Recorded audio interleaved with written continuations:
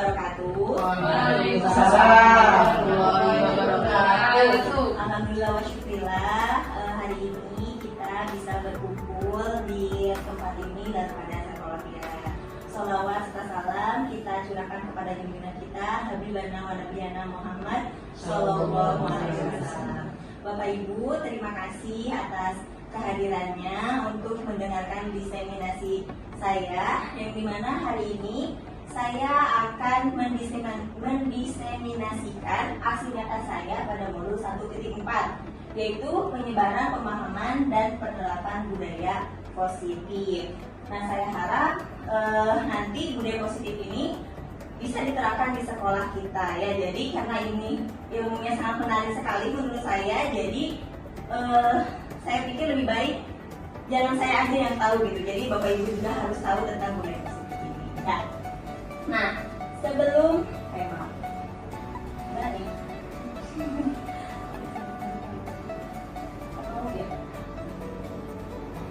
Satu jari kayak gini. Satu baru. Nah, sebelum kita mulai ke materi budaya positif, coba Bapak Ibu nanti sebutkan 5 kata pertama yang Bapak Ibu lihat. Kreatif, Keren. cerdas, Nih, Wepi dulu tadi yang keren. Apa? Keren, boleh. Saya hebat, Bola hebat. kuat, terbaik, Terbaik udah dulu. Yang lain. semangat, Kreatif. kreatif, Di sini bahagia, bahagia, produktif, bahagia, bahagia, cerdas, pintar. Coba Pak Mahfuri, 5 kata pertamanya apa Pak Mahfuri? Kreatif, satu, Inovatif. inovatif. Emang ada? Ada nggak? Ada. Hati-hati. Kreatif, Semangat tuh. semangat, ya ada. Produktif, Semangat. semangat udah Pak. Terbaik. Terbaik, ada. Gigi. Ya. Oke. Siapa satu orang lagi yang menyebutkan 5 kata pertamanya tadi yang disebutkan? Gigi, ya betul. Kuat udah.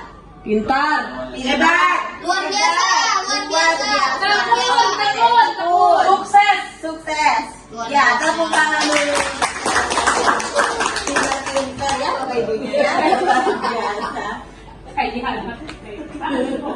Nah, ini yang akan kita bahas pada hari ini. Ada konsep utama budaya positif itu ada beberapa hal ya. Yang pertama ada tentang perubahan paradigma belajar, ada tentang disiplin positif, ada kebutuhan dasar manusia, ada motivasi perilaku manusia, ada posisi kontrol, ada keyakinan kelas, dan yang terakhir adalah segitiga restitusi.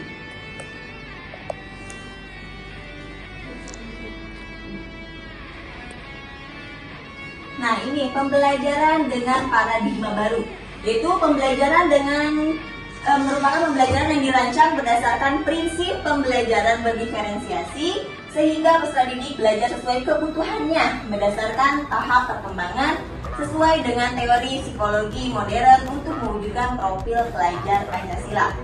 Nah, sebelum kita lanjutkan profil pelajar Pancasila ada berapa? 5. Ada 6. Ingat ya, B4 KR. Yang pertama beriman, bertakwa kepada Tuhan Yang Maha Esa dan beragama mulia. Yang kedua, kebinekaan global. berkebinekaan global. Yang ketiga, gotong royong. Yang keempat, istilahnya kreatif, mandiri. ada pinter-pinter Bapak Ibu ya. Nah, sebelum kita lanjut ke materi berikutnya, saya mau minta 2 orang maju ke depan, boleh? Siapa yang berani? Mama goreng.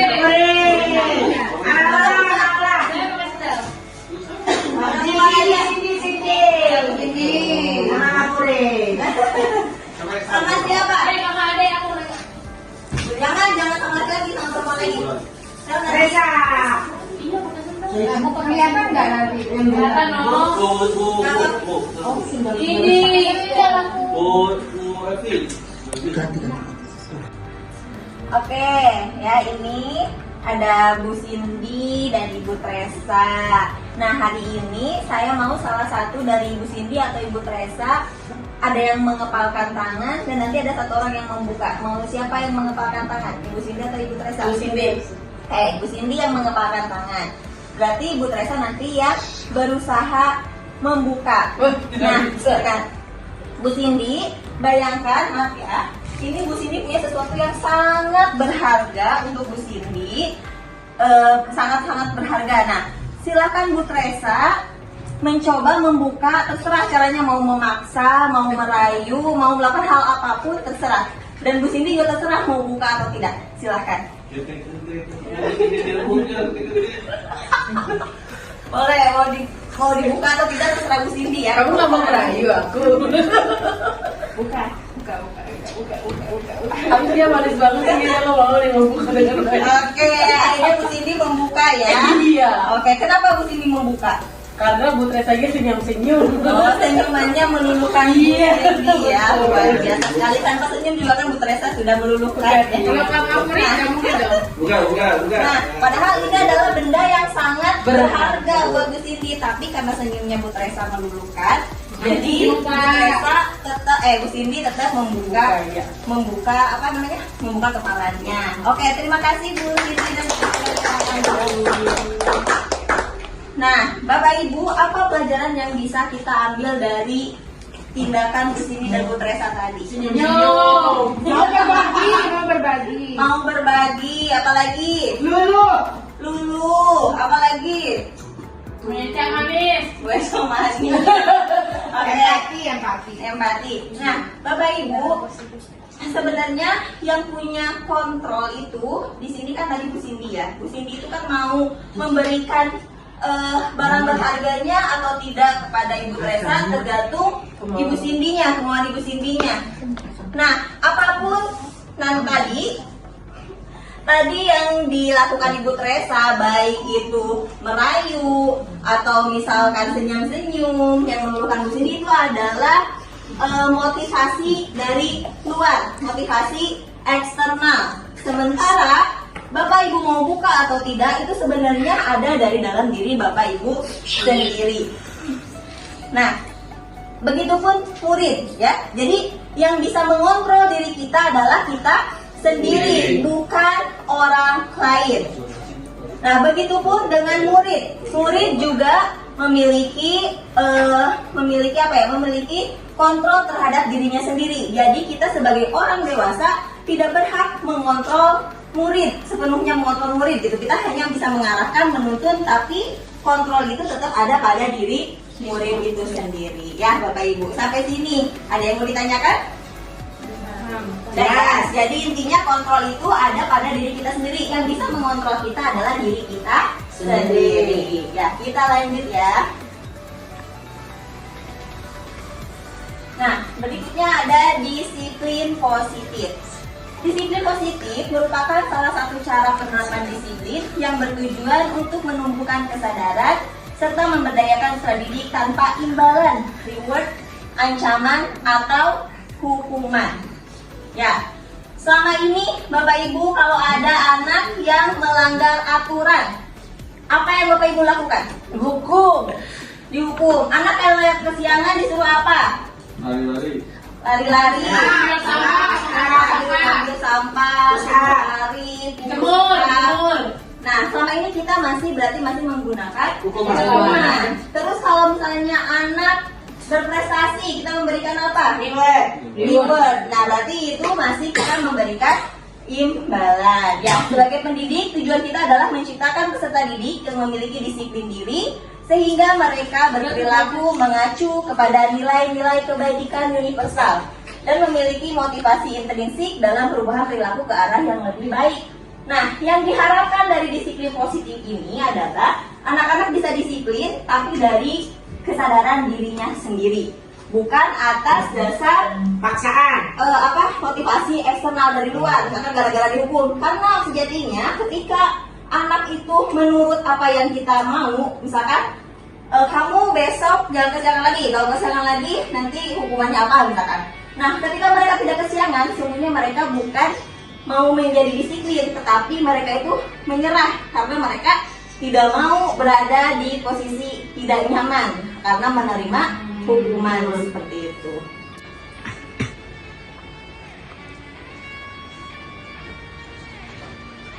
Nah, tadi kan berhubungan dengan nilai-nilai kebajikan ya. Nilai-nilai kebajikan itu adalah sifat-sifat positif manusia yang merupakan tujuan mulia yang ingin dicapai setiap individu. Nilai-nilai tersebut bersifat universal, lintas bahasa, suku bangsa, agama, maupun latar belakang. Dengan mengaitkan nilai-nilai kebajikan yang diyakini seseorang, maka motivasi intrinsipnya akan terbangun, sehingga menggerakkan motivasi dari dalam diri untuk mencapai tujuan yang mulia. Nah, nilai-nilai kebajikan yang ingin dicapai oleh setiap anak Indonesia kita kenal dengan profil pelajar Pancasila. Tadi ya, seperti berakhlak mulia, terus mandiri, kreatif. Nah, itu adalah nilai-nilai kebajikan yang ingin dicapai oleh anak-anak Indonesia.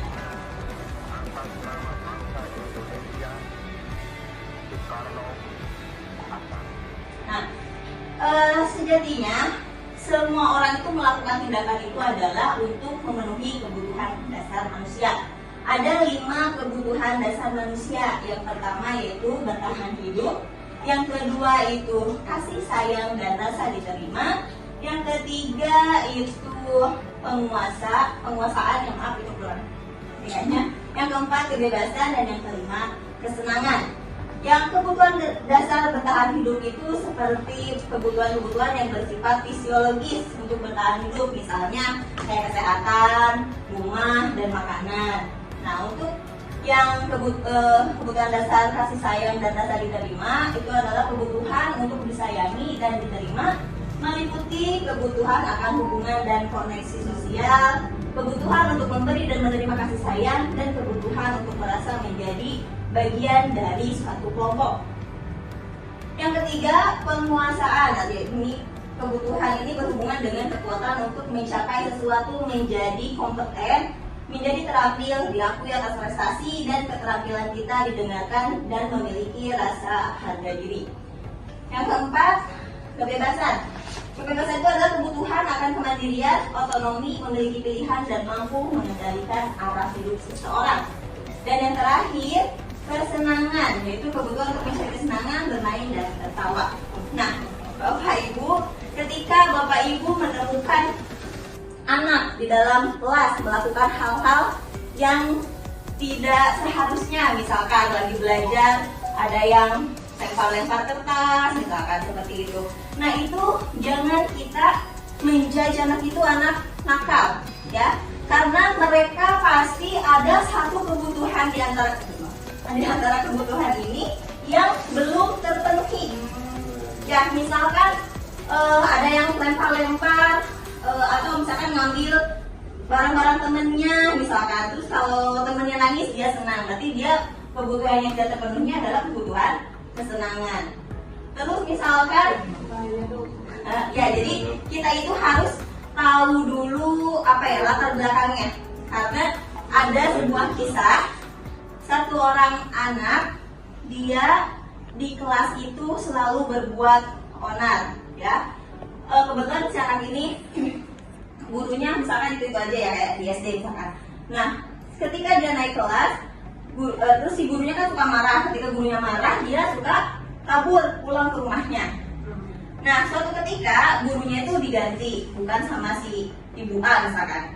Nah, ketika diganti guru, si guru ini dia gak pernah marah. Mau anak itu berkelas seperti apapun, dia gak pernah marah. Anak ini bingung, kok ibu ini gak pernah marah ya? Terus jadi dia tuh gak punya kesempatan waktu buat kabur. Akhirnya ketika si gurunya lengah, dia langsung pergi begitu saja tanpa membuat onar terlebih dahulu. Nah, sama si guru ini, sama si guru pengganti ini, si anak tersebut dikejar sampai rumahnya. Dan tahu apa yang terjadi, Bapak Ibu? Nah, di rumahnya itu ternyata ketika sesampainya di rumahnya, dia langsung membuka pakaian seragamnya, tasnya, sepatunya, dan memberikannya ke adiknya. Terus adiknya disuruh, ayo dek, sekarang waktunya kamu sekolah. Ternyata kenakalan yang dia buat itu bukan semata-mata dia nakal, tapi dia tuh cari-cari alasan biar dia bisa kabur dan bisa memberikan seragamnya ke adiknya. Nah, jadi nanti kalau misalnya ada anak-anak yang tanda kutip di kelas itu harus ditelusuri dulu kenapa anak tersebut seperti itu. Jangan kita langsung menjadinya ini anak nakal gitu seperti itu ya. Nah, Bapak Ibu, sampai sini ada yang mau bertanya atau ada yang mungkin mau sharing pengalamannya tentang kebutuhan dasar yang belum terpenuhi oleh anak-anak selama di kelas? Ada yang mau sharing, Bapak Ibu? Atau mau bertanya? Kalau nih saya coba ya silakan Bu ya. Cindy. Kalau kita ini kan sebagai guru kan waktu kita bersama anak-anak hanya sebentar ya di kelas. Sedangkan bisa jadi mereka tuh berangkat dari latar belakang di rumahnya misalnya habis dimarahin mungkin sama ibunya atau nggak dapat perhatian, makanya dia cari-cari perhatian bisa di kelas gitu. Gimana sih gitu Bu cara kita untuk membijakkan diri? Kita kan juga banyak ya kerjaannya guru ya Bu. Kalau Bu Denis bagaimana caranya membijakkan diri Bu Denis untuk meyakini bahwa anak yang rese ini, anak yang maksudnya di kelas ini banyak masalah, sebenarnya dia juga bisa baik gitu, dan gimana caranya biar anak itu nggak mengganggu aktivitas anak yang lain. Oke, terima kasih Bu Cindy. Nah, sebenarnya ini materinya kita kan masih panjang ya. Nanti di tahap akhir itu kita ada pembahasan tentang segitiga restitusi. Jadi di mana kita itu ketika ada anak yang bermasalah, kita tidak semena-mena memberikan menjudge atau memberikan hukuman atau memberikan perlakuan yang semaunya kita, tapi nanti kita ada tahapannya ya. Tapi nanti kita bahasnya di segitiga restitusi. Oke, ada lagi? Cukup? Oke, lanjut. kita lanjut ya. Nah, motivasi perilaku manusia. Motivasi perilaku manusia itu ada 3 ya. Yang pertama untuk menghindari ketidaknyamanan atau hukuman. Yang kedua untuk mendapatkan imbalan atau penghargaan dari orang lain. Dan yang ketiga untuk menjadi orang yang mereka inginkan dan menghargai diri sendiri dengan nilai-nilai yang mereka percaya. Nah, nomor 1 sama nomor 2 ini adalah motivasi yang datangnya dari luar, ya mau hukuman ataupun imbalan. Karena ketika kita memberikan hukuman atau imbalan, ketika anak-anak melakukan sesuatu itu berarti karena saya takut dihukum, saya memakai peraturan memenuhi tata tertib sesuai peraturan sekolah karena saya takut dihukum, saya nggak mau karena kalau dihukum itu tidak nyaman rasanya. Nah, berarti itu kan motivasinya dari luar, dari hukuman. Begitupun dengan imbalan, reward ya, reward bisa ucapan, bisa barang-barang ataupun apa, itu juga nanti motivasinya itu mereka masih dari luar. Misalkan, oh saya mau dapat nilai 100 nih di pelajaran Bu Cindy biar dapat reward, misalkan seperti itu ya. Nah, terus yang ketiga ini untuk menjadi orang yang mereka inginkan dan menghargai diri sendiri dengan nilai-nilai yang mereka percaya. Nah, yang ini yang kita harapkan. Kita sebagai guru diharapkan bisa menimbulkan motivasi dari dalam dirinya sendiri.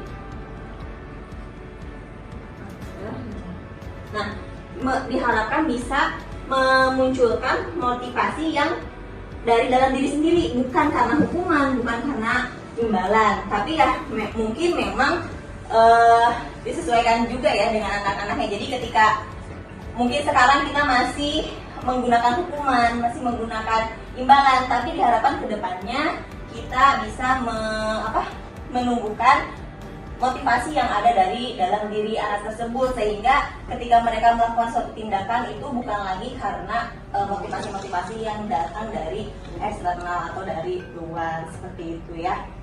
Karena motivasi ini ya ketika penghargaan pun ternyata bisa dianggap sebagai hukuman. Kenapa penghargaan bisa dianggap sebagai hukuman? Kita kan baik ya kasih hadiah sama anak-anak, tapi kenapa bisa dibilang kita tuh menghukum?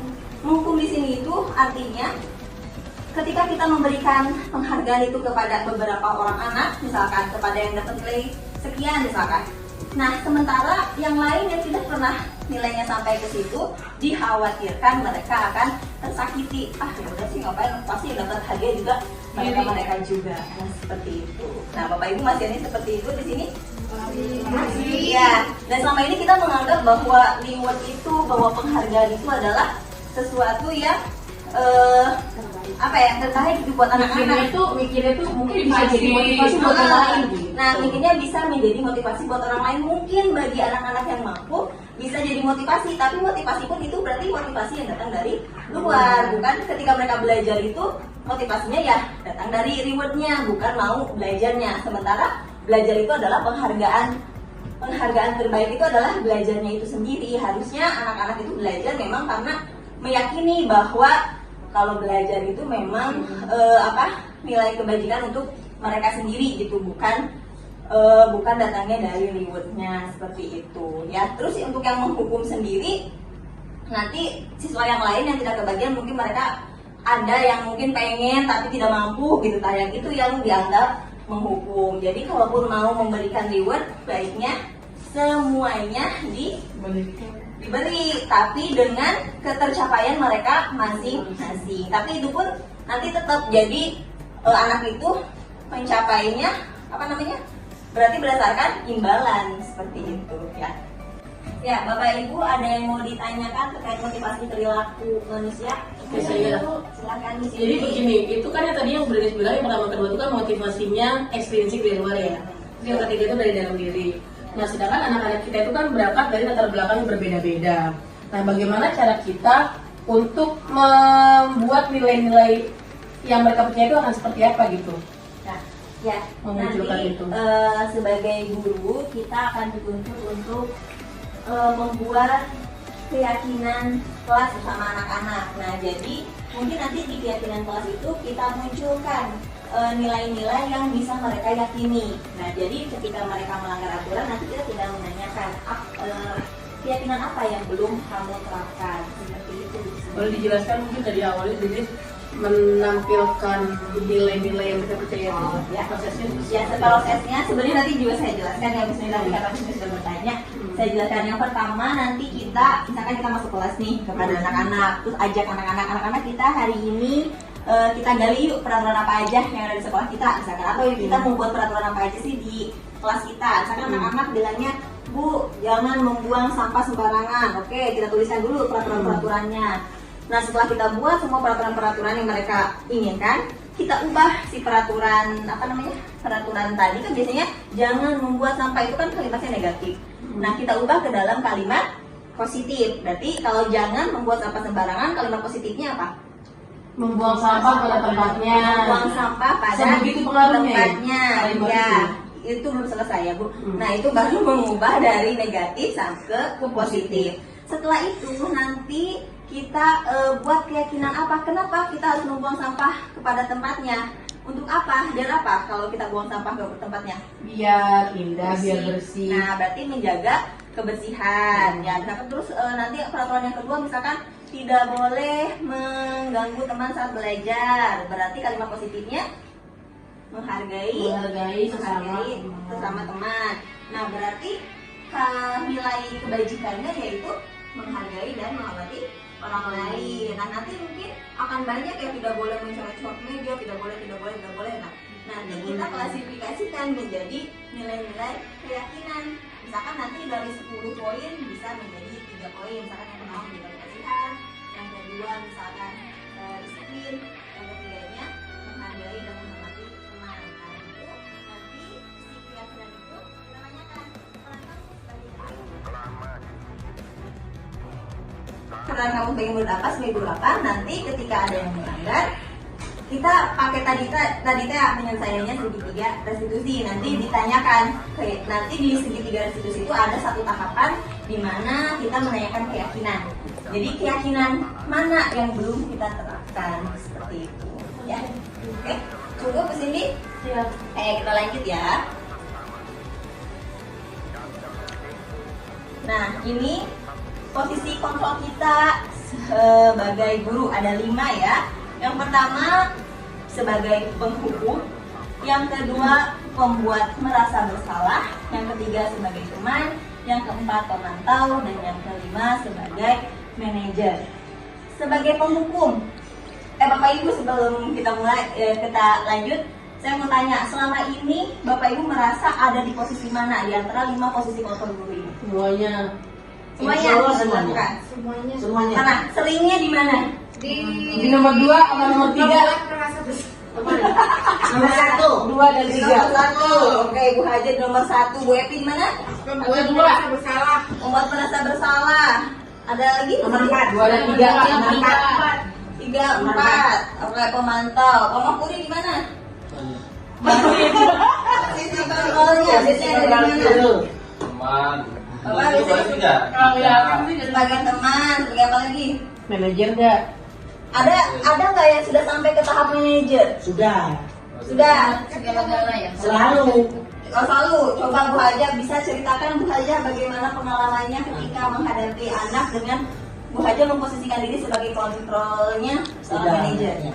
Kita di dalam kelas, contohnya kan kita memberikan sebuah penugasan terhadap anak-anak yang mana anak-anak diberikan posisi seperti halnya ketua kelas, Ya. wakil, bendahara, Ya. sekretaris dan lain-lain. Nah, di sini tentunya kita ada petugas piket dan sebagainya. Itulah kita fungsinya sebagaimana manajer Jadi itu Bu yang kita- mau manajenya, Nah, gitu, betul. seperti itu. Walaupun mereka yang sudah mengatur bagaimana kita tugaskan ke ketua kelas untuk membentuk teman-temanmu, ya kan, sebagai tugas piket. Tapi kita harus tetap sebagaimana seorang guru harus mengontrol juga, harus juga memantau juga, harus juga memberikan perhatian khusus terhadap anak itu.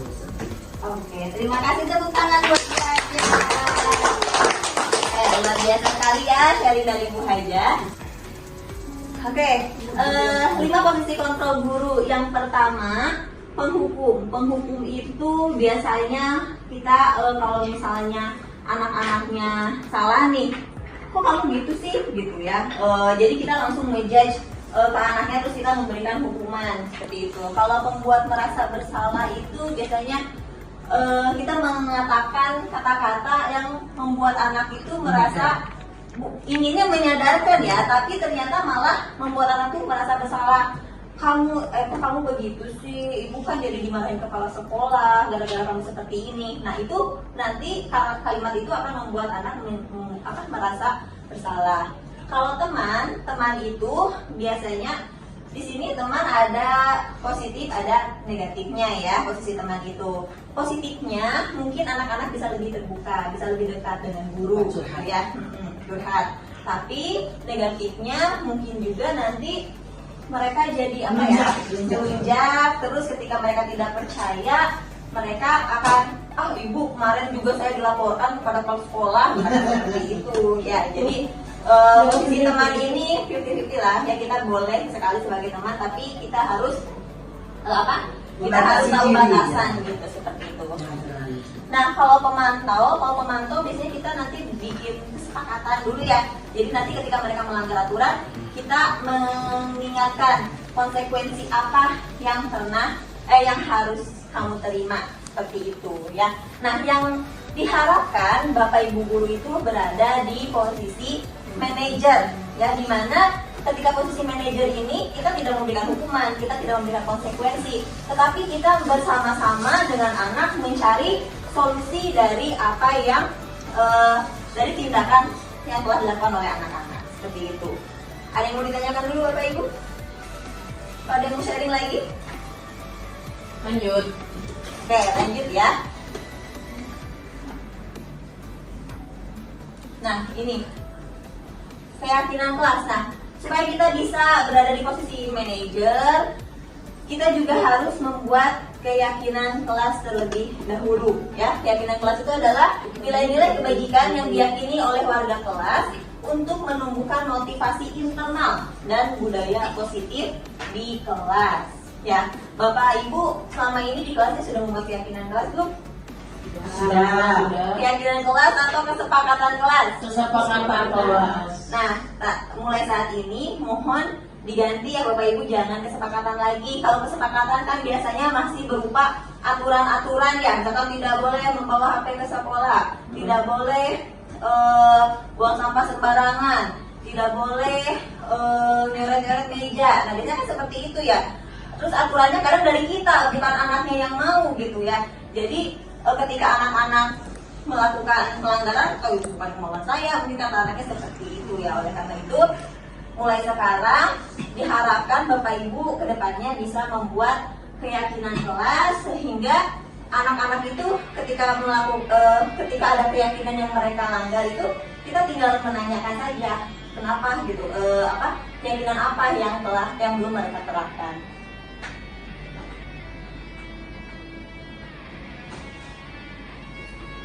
Nah, ini prosedur pembentukan keyakinan sekolah atau kelas ya. Jadi ya, nah sama peraturan sekolah juga kan selama ini kita hanya ada peraturan sekolah. Peraturan sekolah itu nggak ada dari zaman kapan gitu, nggak pernah diganti-ganti. Nah, sebaiknya kalau seharusnya idealnya itu sekolah juga membuat keyakinan itu bersama dengan warga sekolah, jangan hanya dari pihak sekolah saja membuat aturan ini. Nah, harusnya membuatnya sekarang keyakinan sekolah, bukan peraturan lagi ya. Nah, yang pertama, ini prosedur pembentukan keyakinan sekolah atau kelas. Yang pertama, mempersilahkan warga sekolah atau murid-murid di sekolah atau kelas untuk bercurah pendapat tentang peraturan yang perlu disepakati di sekolah atau kelas. Mungkin kalau di sekolah kan luas ya, mungkin bisa ditulis di surat kecil, misalkan ya di saran atau masukkan ke dalam ke dalam kotak, misalkan untuk menampung aspirasi warga sekolah. Nah, yang kedua, mencatat semua masukan-masukan para murid atau warga sekolah di papan tulis atau di kertas besar. Kertas ukuran poster di mana semua anggota kelas atau warga sekolah bisa melihat hasil curhat pendapat. Yang ketiga, susunlah keyakinan kelas sesuai prosedur pembentukan keyakinan sekolah atau kelas dan gantilah kalimat-kalimat dalam bentuk negatif menjadi positif. Contoh, misal kalimat negatifnya jangan berlari di kelas atau koridor. Kalimat positifnya berjalanlah di kelas atau koridor. Langkah berikutnya yaitu tinjau kembali daftar curah pendapat yang sudah dicatat. Anda mungkin akan mendapati bahwa pernyataan yang tertulis di sana masih banyak yang berupa peraturan-peraturan. Selanjutnya, ajak warga sekolah atau murid-murid untuk menemukan nilai kebajikan atau keyakinan yang dituju dari peraturan tersebut. Contoh, berjalan di kelas, dengarkan guru, datanglah tepat waktu, berada di bawah satu payung, yaitu keyakinan untuk saling menghormati. Jadi, peraturan-peraturan yang tadi itu kita buat keyakinan kelasnya saling menghormati. Keyakinan inilah yang dimasukkan dalam daftar untuk disepakati. Kegiatan ini juga merupakan pendalaman pemahaman bentuk peraturan keyakinan sekolah atau kelas. Langkah berikutnya, setelah dituliskan, kita tinjau ulang keyakinan sekolah atau kelas secara bersama-sama. Seharusnya setelah beberapa peraturan telah disatukan menjadi beberapa keyakinan, maka jumlah butir kenyataan keyakinan akan berkurang. Sebaiknya keyakinan sekolah atau kelas itu tidak terlalu banyak, bisa berkisar 3-7 prinsip atau keyakinan. Karena kalau terlalu banyak nanti warga kelas akan sulit untuk mengingatnya dan akibatnya sulit untuk dijalankan. Langkah berikutnya yaitu setelah keyakinan sekolah atau kelas kita selesai dibuat, maka semua warga kelas dipersilakan meninjau ulang dan menyetujuinya dengan menandatangani keyakinan sekolah atau kelas tersebut, termasuk guru dan semua warga atau murid. Dan yang terakhir, keyakinan sekolah atau kelas selanjutnya bisa Keyakinan. yang terakhir yaitu keyakinan sekolah atau kelas selanjutnya bisa dilekatkan di dinding kelas di tempat yang mudah dilihat semua warga kelas. Nah ya, jadi itulah prosedur atau langkah-langkah dalam membuat keyakinan sekolah atau keyakinan kelas. Nah, supaya Bapak Ibu lebih paham, sekarang kita praktek membuat keyakinan kelas ya. Kita lihat lagi tadi pertama langkah awalnya apa? Mempersiapkan warga sekolah atau murid-murid sekolah kelas untuk bercurah pendapat tentang peraturan yang perlu disepakati di sekolah atau kelas. Nah, Bapak Ibu boleh pura-puranya jadi murid ya. Ya. Nih saya gurunya. Nah, anak-anak, kita hari ini akan membuat keyakinan kelas. Boleh anak-anak tulis ya. Boleh lebih dari satu, Bu. Boleh. Ini kurang ini. Peraturan-peraturan yang ingin kita kita Sepakati. sepakati Yang di kelas kita. negatif apa positif? Itu Peraturan nomor aja satu. dulu Bu, nggak apa-apa. Nah, cukup peraturan nomor 1.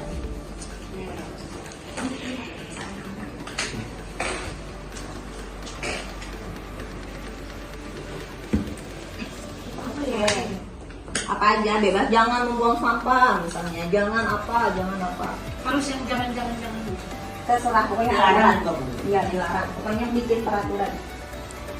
Dilarang orang mandi berdua. Nah boleh. Ini ada catatan. Kalau nggak dilarang bolak-balik ke kamar mandi. Kamar mandi cukup sekali. Ya. Ya Bawa boleh. botol supaya nggak ke kamar mandi.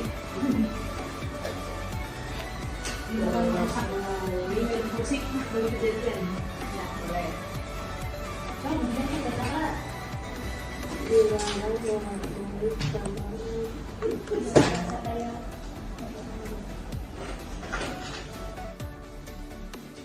Sudah Bu.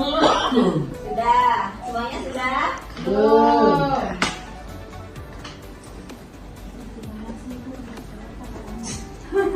Oke, yang sudah boleh ditempel ke sini ke depan. Anak-anak, ayo tempel ke depan ya. Kita tempel ke sini. Nggak boleh sandal loh. Wah. Ya, makasih ya. Ayo silakan yang sudah boleh ditempel.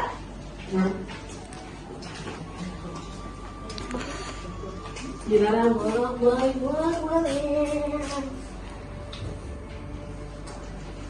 Jangan berisik satu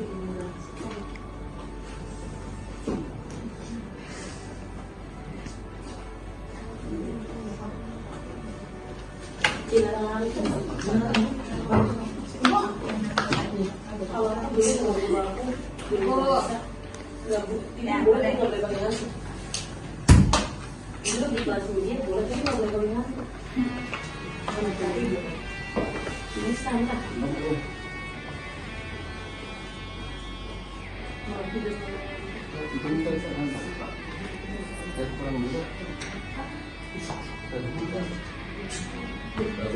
dilarang ngata-ngatain orang tua.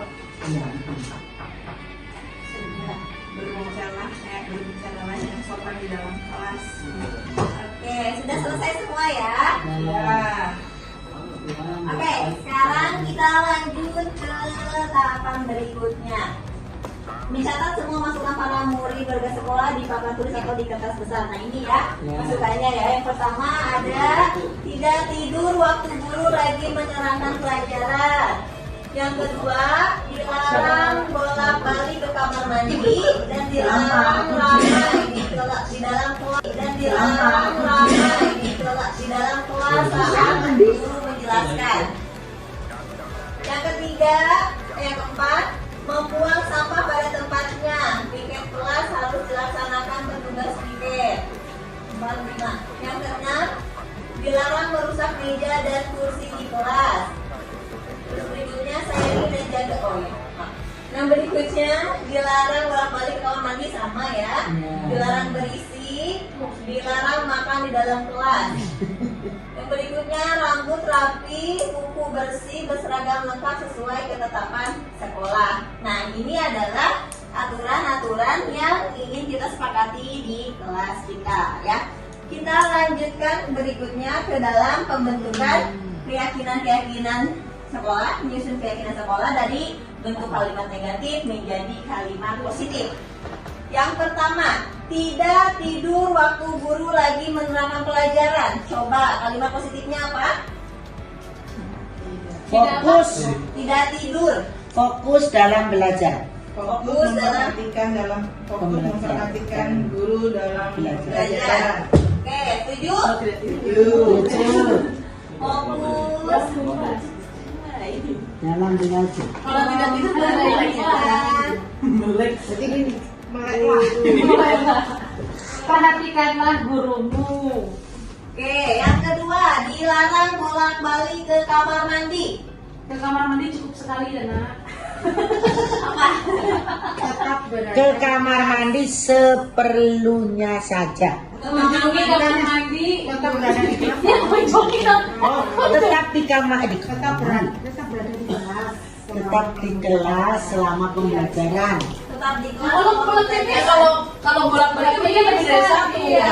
Ya boleh dong. Makanya kita tetap berada di kelas selama pembelajaran. Tujuh Mila kamar mandimu kalau saja. Kalau Bumi Mila jadinya kayak buzzer. Benar, tetap berada di dalam kelas Kayak selama mau jadi pembelajaran. nenek kamar mandi 1 kali. Tadinya dia ke kamar mandi. 2 kali bayarnya. Kalau misalnya dia geser bolak-balik boleh. Kamar mandi sekali 2 kali bayar. Kemudian kalau biasanya kemudian ke kamar mandi. Berarti kan itu berarti. Oke, dilarang ramai dalam kelas.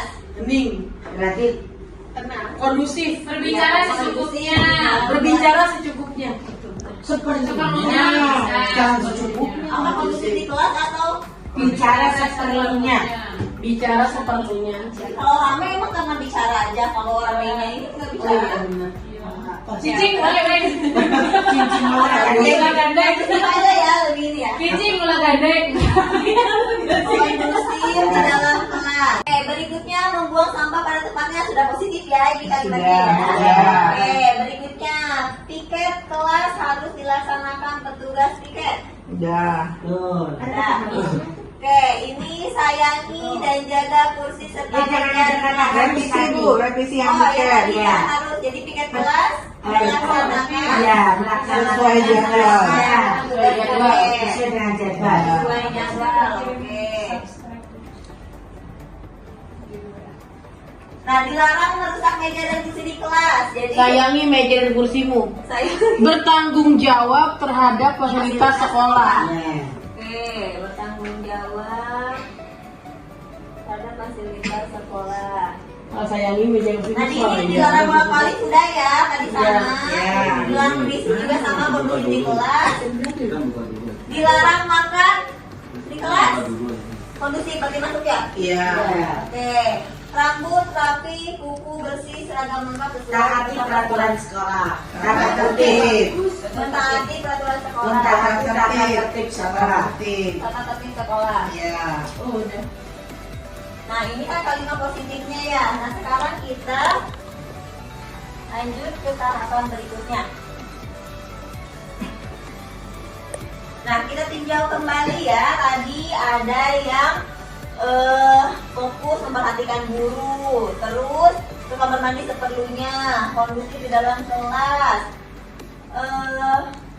membuang sampah pada tempatnya, piket dilaksanakan sesuai jadwal, bertanggung jawab terhadap fasilitas sekolah, terus tertib, mentaati tata tertib sekolah. Nah, berarti nilai kebajikan apa nih kalau fokus memperhatikan guru dalam belajar?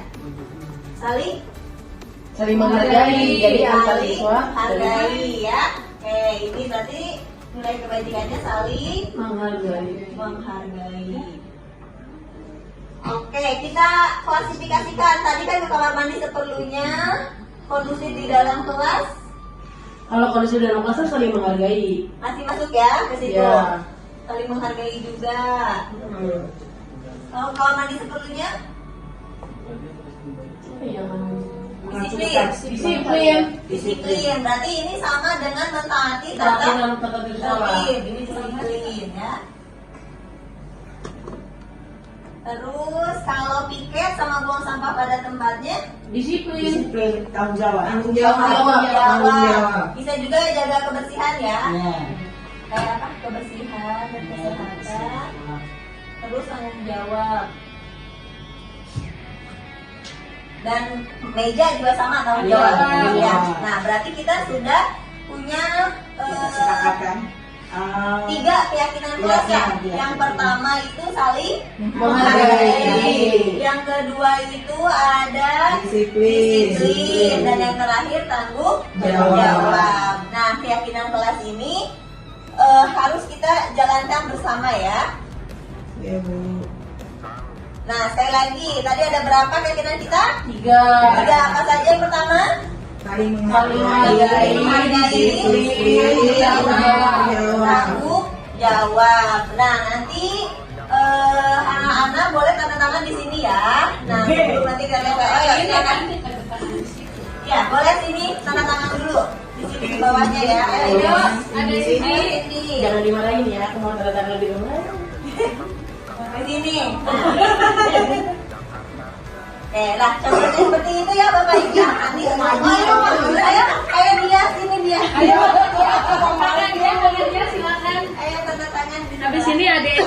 Ayo, Dek Mapuri di Pade Makuri. Mbak Dek. Tanda tangan dulu. Boleh di sini ya tanda tangan. Ayo Mbak. Boleh. Yang ting. Oke, sudah. Oke, sudah ya. Nah, Ya. ini kan kita telah sepakati bersama. Bukan anak-anak saja ya, ibu juga tanda tangan di sini. Jadi nanti kalau ibu buang sampah sembarangan, nah nanti boleh kalian ingatkan ya. Nah, nanti kita tempel keyakinan kelas ini di depan kelas, di dinding kelas kita ya. Nah, oke, Bapak Ibu, itulah contoh membuat keyakinan kelas. Jadi saya harap nanti di kelas Bapak Ibu tidak lagi membuat peraturan kelas atau kesepakatan kelas, tapi diubah dengan keyakinan kelas. Biar anak-anaknya juga lebih yakin ya, seperti itu. Nah, Bapak Ibu, semoga cara-cara penerapan keyakinan kelas ini bisa Bapak Ibu bisa Bapak Ibu terapkan ketika di kelasnya Bapak Ibu masing-masing nanti di kelas. Jadi tidak ada lagi peraturan-peraturan kelas, tapi yang ada adalah keyakinan kelas. Ya. Kita lanjut materi berikutnya. Nah, ini yang terakhir. Nah, kita akan membahas tentang segitiga restitusi. Nah, adapun tujuannya yaitu menghasilkan murid yang mandiri dan bertanggung jawab. Ada 3 tahapan dari segitiga restitusi, yaitu pertama menstabilkan identitas, yang kedua validasi tindakan yang salah, dan yang ketiga menanyakan keyakinan. Jadi kita sebagai guru diharapkan menyelesaikan permasalahan itu menggunakan segitiga restitusi. Jangan lagi kita menggunakan hukuman atau konsekuensi. Kalau hukuman itu kan sifatnya menyakiti anak gitu ya. Kalau konsekuensi itu sebenarnya netral. Tapi kalau yang terbaik itu adalah menggunakan segitiga restitusi ini, karena nanti kita akan bersama-sama dengan siswa untuk mencari solusi dari permasalahan yang dihadapi oleh siswa. Nah, seperti ini ya. Segitiga restitusi yang pertama itu menstabilkan identitas. Misalkan kita ada anak nih yang melakukan kesalahan, nah nanti kita bilang pada tersebut. Nah, setiap orang itu pasti pernah melakukan kesalahan. Jadi distabilkan dulu nih identitasnya, jangan langsung kamu ini kok begini-begini. Nah, jangan seperti itu. Atau bisa juga kita menggunakan kata-kata kamu bukan satu-satunya yang pernah melakukan ini. Misalkan ibu juga pernah melakukan kesalahan. Nah, itu adalah cara menstabilkan identitas. Yang kedua, validasi tindakan yang salah. Kata-katanya bisa berupa misalkan, kamu tentu punya alasan mengapa melakukan itu. Nah, atau bisa juga, adakah cara yang lebih efektif untuk mendapatkan apa yang kamu butuhkan? Seperti itu. Dan yang terakhir ada menanyakan keyakinan. Tentunya kalau kita mau menanyakan keyakinan, kita harus membuat dulu keyakinannya ya. Jadi ketika kita menanyakan keyakinan, nah keyakinannya sudah ada. Keyakinan kelas apa yang telah kita sepakati? Atau kamu ingin menjadi orang yang seperti apa? Seperti itu ya. Oke, kita lanjut. Nah, yang pertama menstabilkan emosi atau identitas ya. Itu berdasarkan membuat kesalahan adalah bagian dari proses pembelajaran. Jadi ketika anak berbuat salah itu, kita tanamkan ke anak bahwa itu adalah proses dari sebuah pembelajaran. Berbuat salah itu wajar. Atau bisa juga kita pakai kata-katanya tidak ada manusia yang sempurna. Bisa juga ibu bapak juga pernah melakukan kesalahan, atau ibu atau bapak tidak mau mencari siapa yang salah tapi ingin mencari solusi dari permasalahan. Jadi kalau ada anak yang salah tuh dikasih kata-kata seperti ini dulu bapak ibu ya. Jadi jangan kenapa kamu begitu, kenapa kamu begitu gitu ya, jangan seperti itu. Oke, setelah emosinya stabil, kita validasi tindakan yang salah. Ini berdasarkan prinsip setiap perilaku berupaya memenuhi suatu kebutuhan tertentu. Nah, tadi kan kebutuhan dasarnya sudah ya, sudah kita pelajari. Tadi ada yang apa aja? Bertahan hidup. Terus? Pokoknya terakhir kesenangan aja. Bertahan hidup, terus kasih sayang dan kasih sayang, terus kesenangan, kebebasan dan kekuasaan. Terus kamu melakukan karena mempertahankan sesuatu yang penting ya, yang penting bagimu ya, gitu. Bisa jadi kita validasi dulu ke anak ya, jangan menyimpulkan sendiri. Gitu.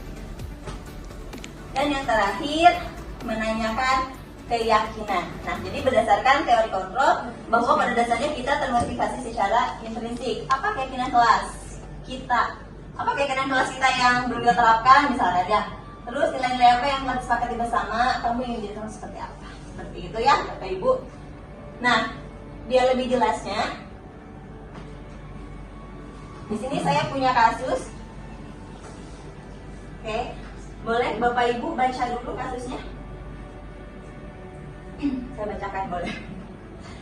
Sabrina hari itu bangun terlambat dan terburu-buru sampai di sekolah. Dia pun akhirnya sampai di gerbang sekolah, tapi baru menyadari kalau tidak menggunakan sepatu hitam seperti tertera di peraturan sekolah. Di depan pintu kelas, Bapak Lukman memperhatikan sepatu Sabrina yang berwarna coklat. Sabrina berusaha menjelaskan bahwa dia terburu-buru dan salah mengenakan sepatu. Pak Lukman menanyakan Sabrina apa peraturan sekolah tentang seragam warna sepatu. Sabrina menjawab sudah mengetahui sepatu harus berwarna hitam, namun terburu-buru dan salah mengenakan sepatu. Selain tidak mungkin kembali pulang ke rumahnya jauh sekali, Pak Lukman tetap bersikeras pada peraturan yang berlaku dan mengatakan, ya sudah, kamu sudah melanggar peraturan sekolah, kamu salah, kamu terlambat. Salah pula warna sepatunya. Segera buka sepatumu kalau tidak bisa mengenakan warna sepatu sesuai peraturan. Sabrina meminta maaf dan memohon kembali kepada Pak Lukman agar tetap dapat mengenakan sepatunya dan berjanji tidak akan mengulang kesalahannya. Namun Pak Lukman tidak mau tahu. Tidak, kamu telah melanggar peraturan sekolah. Kalau tidak sanggup ambil sepatu di rumah atau diantarkan sepatu ke sekolah, ya sudah, kamu tidak bersepatu saja seharian di sekolah. Sekarang copot sepatumu dan silahkan belajar tanpa sepatu seharian. Sabrina pun dengan berat hati mencopot sepatunya dan memberikannya kepada Pak Lukman. Seharian dia tidak berani berkeliling sekolah karena malu dan lebih banyak berdiam diri di kelas tanpa alas sepatu. Nah, jadi ini ceritanya ada yang kesiangan, dia salah pakai sepatu, harusnya sepatunya warna hitam, tapi Sabrina malah memakai sepatu warna coklat. Tapi perlakuan Pak Lukman, dia tidak mau mendengarkan alasan kenapa Sabrina salah menggunakan sepatu, padahal Sabrina sudah minta maaf dan berusaha menjelaskan, ya. Nah, pertanyaannya, boleh Bapak Ibu kita diskusikan dalam kasus di atas, sikap posisi apakah yang diambil oleh Bapak Lukman? Jelaskan apakah indikatornya. Jadi tadi kan posisi kontrol kita itu ada berapa? 5. Apa saja? Penghukum, terus mau membuat rasa bersalah, memantau, manajer. Nah, dari kasus yang Sabrina tadi, kira-kira Pak Lukman itu ada di posisi yang mana? membuat merasa bersalah. Dari mana tahu kalau Pak Lukman itu penghukum? diambil sepatunya. Diambil sepatunya itu hukuman secara fisik, ya. Terus si Sabrina kan jadi tidak berani berkeliling karena kan dia nggak pakai sepatu. Terus merasa bersalahnya Bilang kalau ini kamu melanggar peraturan sekolah ini. Tuh. Nah, Katanya itu.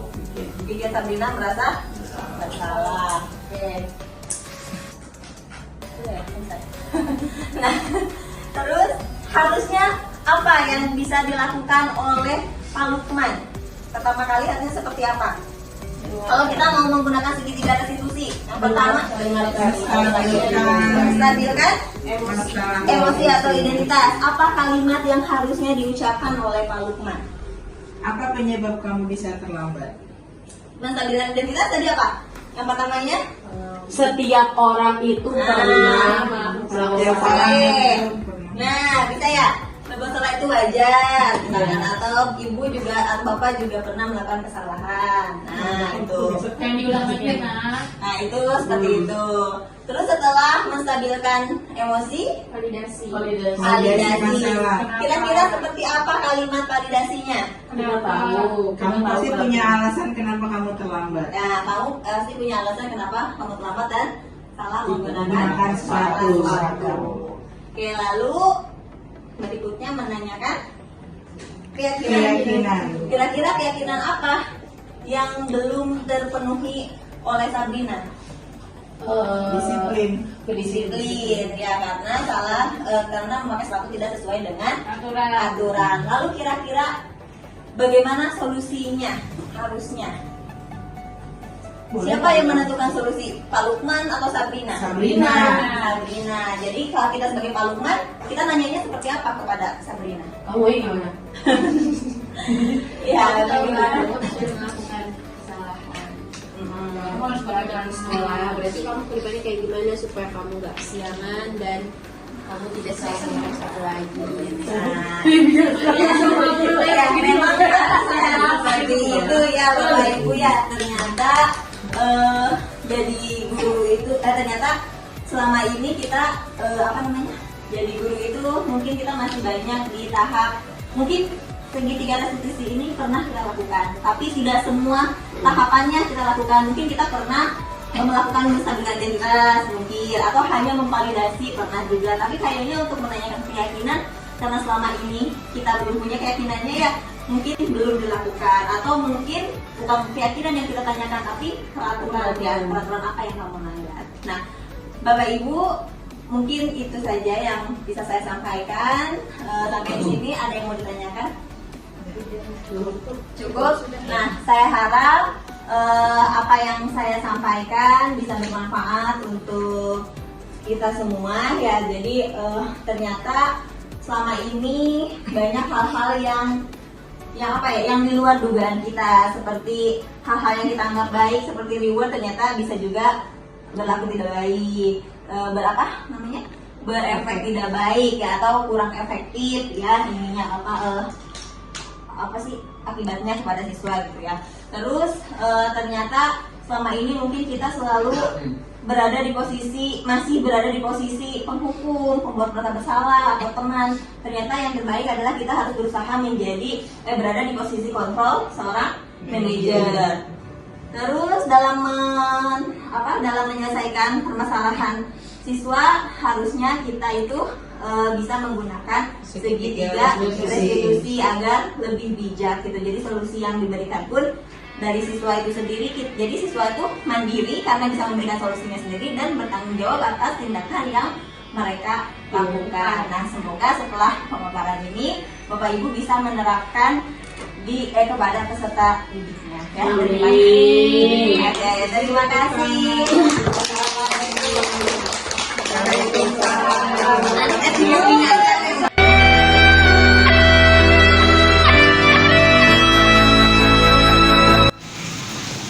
Assalamualaikum warahmatullahi wabarakatuh. Saya Cindy Dwi Widyaswara, guru pendidikan agama Islam di SMA Negeri 41 Kota Bekasi.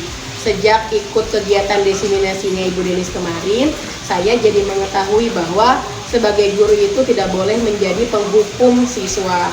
Apabila anak melakukan kesalahan, itu harus kita gali terlebih dahulu. Apa sebabnya? Lalu ketika kita juga sebagai guru tidak harus selalu memberikan reward, karena belajar itu seharusnya sudah tumbuh dalam dirinya sendiri, bukan karena rewardnya. Lalu saya juga belajar tentang segitiga restitusi. Ketika seorang anak melakukan kesalahan, kita harus menggali juga di sana apa penyebab dia melakukan kesalahan. Lalu konsekuensinya sendiri harus tumbuh dari diri anak, bukan dari diri guru sendiri. Nah, dari situ, dari pelajaran yang berinisiasi itu, kita juga jadi tahu bagaimana cara membuat anak menyadari kesalahan, dan anak tersebut juga harus mandiri dalam menentukan solusi dari setiap permasalahan yang telah dia buat. Terima kasih Bu Denis atas semua ilmunya. Good job. Wassalamualaikum warahmatullahi wabarakatuh. Assalamualaikum warahmatullahi wabarakatuh. Saya Teresa Luciani, pengampu guru informatika di SMPN 41 Kota Bekasi. Alhamdulillahirrahmanirrahim, setelah saya mengikuti diseminasi yang disampaikan oleh Ibu Denis Erlabayu, banyak hal baru yang saya dapatkan sebagai pengetahuan baru juga. Yang paling saya soroti adalah mengenai disiplin positif. Di sini saya banyak mendapatkan hal baru tentang bagaimana seharusnya seorang guru bersikap terhadap murid, apalagi dengan mempelajari segitiga restitusi. Di situ saya mendapatkan banyak insight baru tentang bagaimana seorang guru harus bisa untuk mengenali identitas siswa, harus bisa memvalidasi emosi siswa, dan juga mencari penyelesaian bersama. Jadi di sini bukan guru yang menentukan, tapi kita juga harus melibatkan siswa. Kemudian juga saya mendapatkan ilmu baru mengenai kesepakatan kelas. Ternyata yang paling tepat itu bukan kesepakatan kelas, melainkan adalah keyakinan kelas yang mana hal tersebut diyakini bersama-sama. Jadi bukan hanya disepakati, tapi diyakini bukan hanya oleh guru, tapi juga bersama siswa. Dan yang terakhir adalah bagaimana cara kita mengubah sebuah kalimat yang memiliki arti negatif menjadi arti positif. Nah, di situ kita bisa mempengaruhi mindset atau mempengaruhi pola pikir siswa yang tadinya ini sifatnya negatif, ternyata bisa kita alihkan untuk menjadi positif, dan hal tersebut saya rasa bisa menggerakkan hati dan pikiran siswa untuk sama-sama bisa mewujudkan apa yang sudah diyakini bersama. Nah, mungkin sekian yang dapat saya sampaikan. Sekali lagi terima kasih atas ilmu yang sudah Ibu Denis Erla Bayu sampaikan. Alhamdulillah diseminasi ini sangat bermanfaat untuk kami, dan sukses terus untuk Ibu Denis di program CGP 10. Terima kasih. Assalamualaikum warahmatullahi wabarakatuh.